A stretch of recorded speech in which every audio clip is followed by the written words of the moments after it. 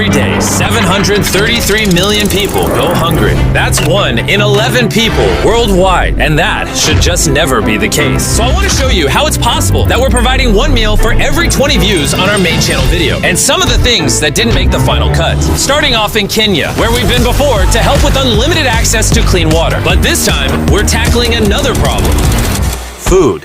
Studies have shown that by providing a meal to these kids at school, attendance rates can increase by up to 50%, and scores can go up by up to 20%. Now, because of this, later in this video, I had to find out what is the real reason behind world hunger. And what I found out honestly shocked me. It's like the world's dumbest problem.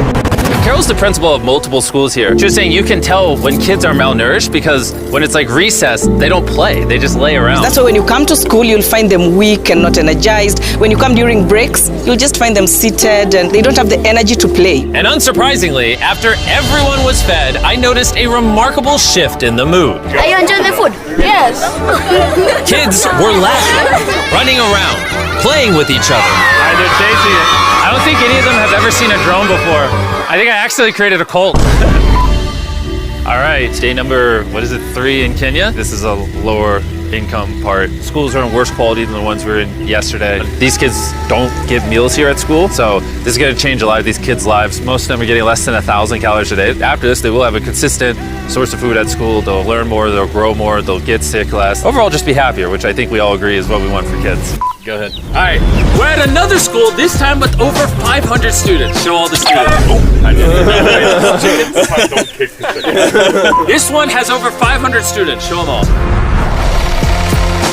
And after feeding thousands more, we set them up for the future by hooking them up with everything they could possibly need. But before we left, the behind-the-scenes team was given an exclusive look through one of Kenya's top universities, where I had the chance to speak with some of their business students. What's your long-term vision for philanthropy and making our world a better place? So long-term for us, we have a chocolate brand called Feastables, and I started studying our supply chain. I was like, whoa, there's a lot of people who are below the age of 16 on the farms, and this is kind of not cool. So hopefully the long-term impact we have is there's over 1 million kids in child labor, and we make a big dent getting as many of those kids out of child labor as possible.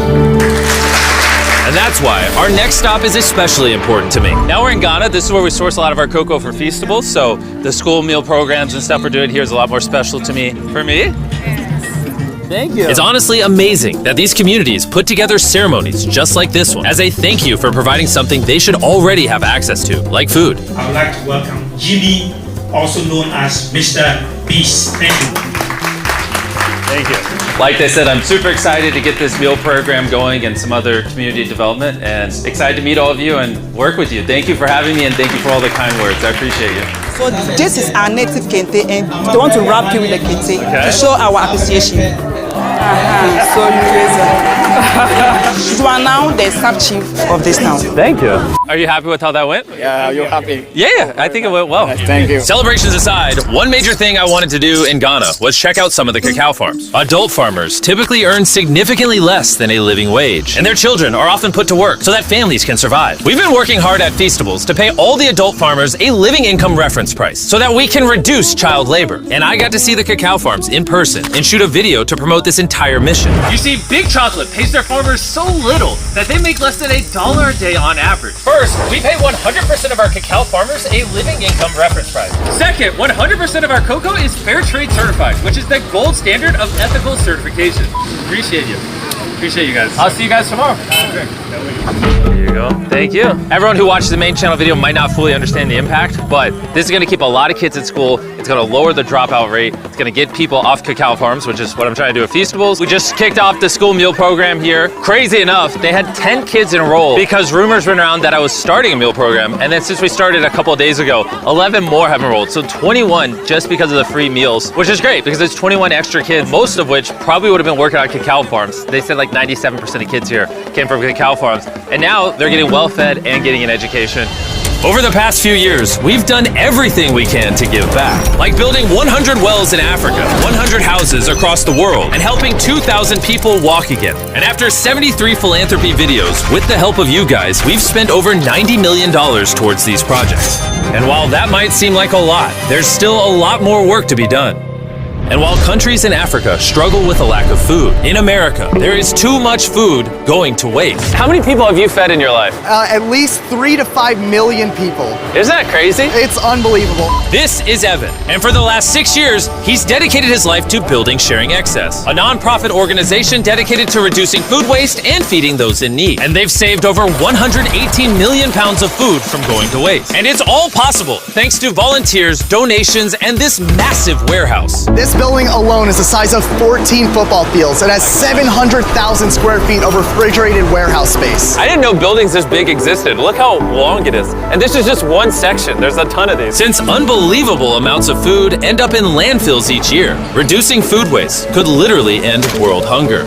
And after talking with Evan, I really started to understand why. Over the last 3 years, we've done 24 million pounds of produce just from this one building. And before 3 years ago, they were just throwing it away? Yeah, it was about 10 million pounds every year that they were throwing away. And they would spend $1 million to throw that food away. It's like the world's dumbest problem. But we have an organization that's set up to cook the food into meals. Obviously, it's genius that you're doing it, but why did no one do this earlier? Everyday consumers like us have no visibility to it. It's basically these guys in their trucks and they're like throwing away truckloads and truckloads just because it's convenient for them. We're there as consistently as a trash truck would be there, and we kind of beat the trash trucks. A pallet of food that they would throw away would cost them $100. We've saved them at least $1.5 million in waste costs here. In America alone, nearly 133 billion pounds of food goes to waste every year. That's the equivalent of almost 200 Empire State Buildings each year. And people like Evan are finding smart, scalable ways to reduce this number. What do you have planned for us today? So today we'll be going through a day in the life of Sharing Excess. We'll be saving some food, we'll be sorting through it, we're gonna cook the food that we rescue into meals, and then we're gonna give it out to people. It's gonna be a great day. Every day, Evan gives you excess food that would have been thrown away. You customize a recipe around it, and then make it at scale and give it to people in need. You are absolutely correct. For free? Yep. Why? That's part of my past. I'm formerly unhoused myself. I struggled with drugs and alcohol for a long time, and I know what it's like to be hungry. Just while shooting this video, we made 300 meals in that kitchen. But because of the views the main channel video will get, Chef Matt is going to be able to make thousands and thousands of meals for people. Nolan, I think we're gonna need some more peppers. Can you come back real quick? Some more peppers? All right. All right, they're gonna be right over to the right in there. And off in. Yep.